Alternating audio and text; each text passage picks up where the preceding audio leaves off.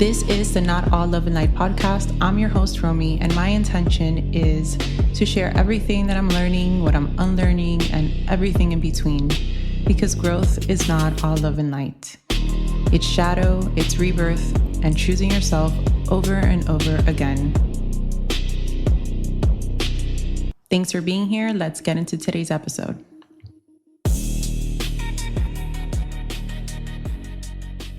People say that healing makes you kinder. It makes you softer, more understanding, more patient. And although that is true, you also become less tolerant for things that drain you. You become less tolerant for any type of BS. That could come across as mean or being a bitch. When you start moving in this way, because you cannot tolerate a lot of things that you used to, people have a problem with that. When you start healing, you start changing the access that you give to people, to your energy, to your space, to your time. That is a big one for me. Time is, to me, the most important resource because you cannot buy more of it. Once it's wasted, it's gone. And I don't have the capacity or the tolerance to waste my time on any type of BS.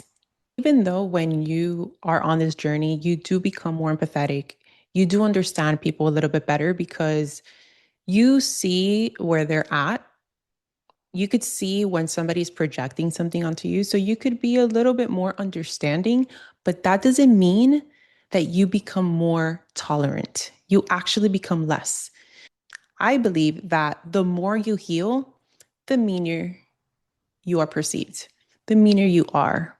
You're no longer sending paragraph texts trying to explain yourself to somebody who is committed to misunderstanding you. You stop trying to smooth things over just to make people comfortable, just to make sure that no one is triggered or make sure that the conversation doesn't go this way or the person doesn't get upset. You are trying to manage other people's emotions and other people's responses. But when you're on this journey, you don't do that anymore. You know what your beliefs are. You know what your boundaries are. You know what it is that you're okay and what you're not okay with. You know what your core values are. And if it's not in alignment, it is what it is. You're not going to cushion the truth just so it could land gently for other people. Now, I'm not saying that in this journey you become super rude. That is not the case. You could come across that way to some people who don't understand what it is to be in this space. Somebody that has never had even the capacity to think that you could actually behave this way towards people and not people please and not try to be the nice person and try to make everybody comfortable, they might be shocked and think that person is just so rude. That person is not a nice person. But the people that get it, they will respect you. You say what you mean. You don't hold things back. You don't try to soften the blow. You just tell people what it is and you have these tough conversations. There are people in their 40s, in their 50s who cannot have conversations because it's uncomfortable. They never did the work to regulate themselves to have an uncomfortable situation. It's avoidance. You also keep your word. Your word is the most valuable thing that you have. I always joke, I'm a huge fan of 24, which is a super old show, but it's still really good, that if you've ever watched 24 and you know who Jack Bauer is, when he would give someone his word, even if he just met them, you trusted it. You trusted it. Let your word be as valuable as Jack Bauer's. When you're constantly making empty promises or you're constantly just not following through with the things that you say you're going to do, how can you expect people to trust you? Words are just words. Anybody could just say anything. What are you doing? What are the actions? And when you're on this journey of personal development and healing and becoming a better person, You want to show up as the best version of yourself. And that is not someone who doesn't know how to keep their word, who doesn't follow through with the things that they say they're going to do. When they have a plan and a goal and they just keep putting it off, you learn, especially when it comes to your goals and the promises you make to yourself, that you need to put yourself first. You need to put yourself first because nobody else is doing it for you. When you're on this journey and you know yourself and you value yourself and you honor yourself, you know that you need to pour into yourself the love that you are pouring into other people. And with that, when you're on this journey with the self love, with the self value, you know when you need to leave.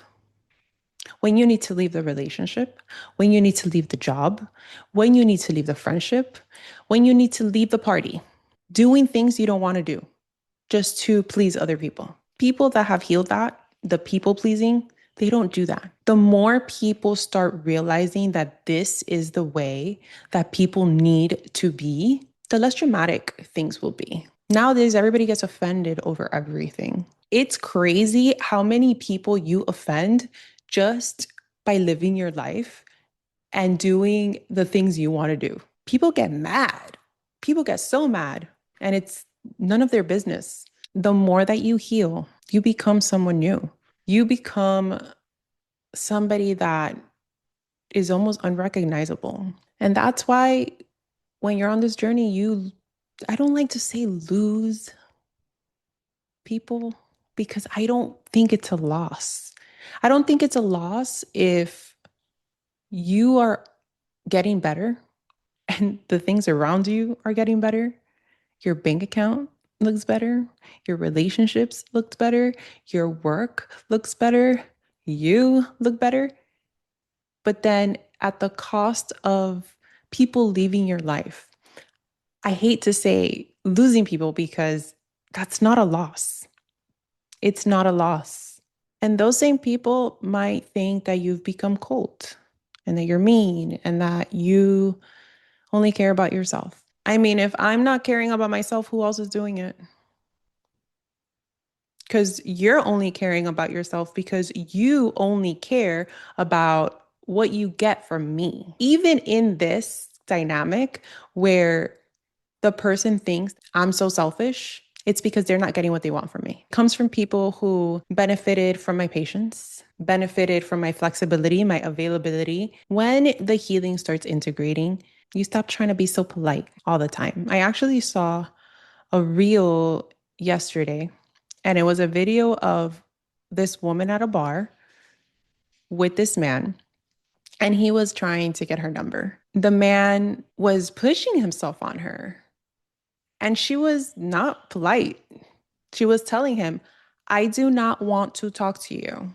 I want you to leave me alone. I don't even know your name. And then the guy's like, my name is Steve, and still pushing his presence on her. This reel was actually some guy giving men advice of what to do in that situation. And the advice is walk away. The girl didn't need to be polite to a stranger who she did not want in her space, who kept invading her space. One of the comments stood out to me. The comment said that there was a serial killer that admitted that he would not have been so successful in what he did if women didn't feel the need to be polite. That just stood out to me. Why were we taught to be polite in situations where we're the ones that are being taken advantage of, whether it's our energy, our time, our space? I'm not here to say to be rude. You do need to be polite in certain situations, but if something just doesn't feel good to you, you do not have to self-sacrifice just to make other people comfortable.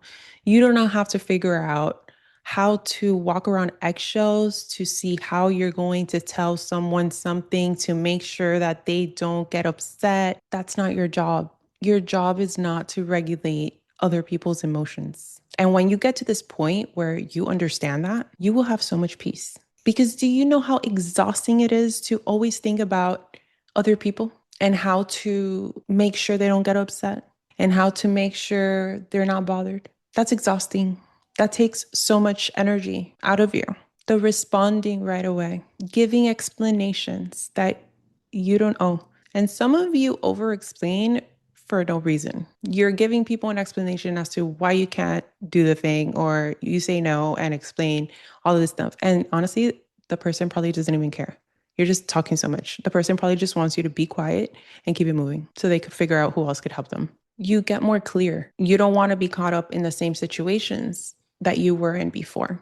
You start trusting yourself, your intuition. Because what happens is that when you haven't healed certain things, you don't trust yourself. People want to be more intuitive. Everybody has this gift. People are intuitive, but they're blocking themselves, whether it's with their addictions, whether it's with their distractions, whether it's not trusting yourself, because every time you get a gut feeling, you go against it and then you want to kick your ass when things turn out exactly how you knew they were going to happen.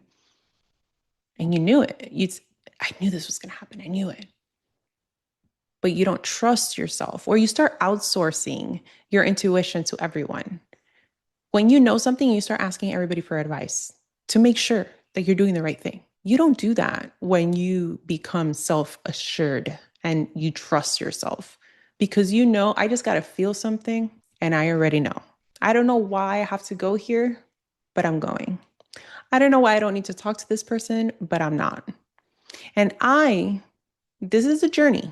This is a journey. And I could tell you that I myself, on my own path, have ignored my body because I did not trust myself fully. When you grow up in a household where you're not seen, when your voice isn't heard, you grow up to be an adult that still has those beliefs. They just show up in different ways. I've been in situations where I'll meet someone and I get the feeling immediately. Then I gaslight myself into, you're just being a bitch. You're just being judgmental. This person is so nice. This person really wants to get to know you and all of this. I start gaslighting myself into ignoring that feeling that I felt, to then later find out that I was right all along.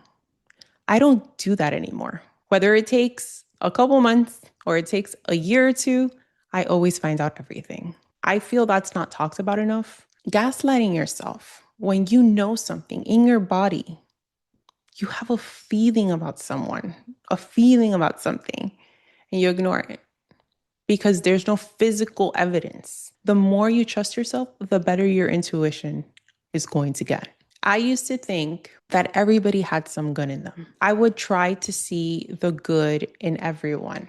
I don't do that anymore because there are some people that are truly fucked up, that are truly not good people. They're scammers, they're abusers, they're narcissists, they're psychopaths. All they care about is themselves, in a sense that they don't mind hurting other people just so it benefits them. Because when I said to care about yourself and put yourself first, that should never come at the cost of doing harm to anyone else, not whatsoever. Now, of course, you're going to hurt people's feelings, but when you're intentionally scamming people, lying about people, doing horrific things to people, that is not what we're talking about here. You're just an asshole. We're not talking about putting yourself first. You are so insecure and you have such a scarcity mindset that you have to come up on other people in order to make yourself feel better. That is not what I'm talking about here. And these people exist. It's very sad. It just blows my mind how far people are willing to lie and cheat and scam their way into being something that they're really not. And that's what bothers these type of people. What bothers these type of people is that they see you and you're everything they could never be. You're everything just by existing. They have to lie, cheat, and scam to try to get there, and they never do.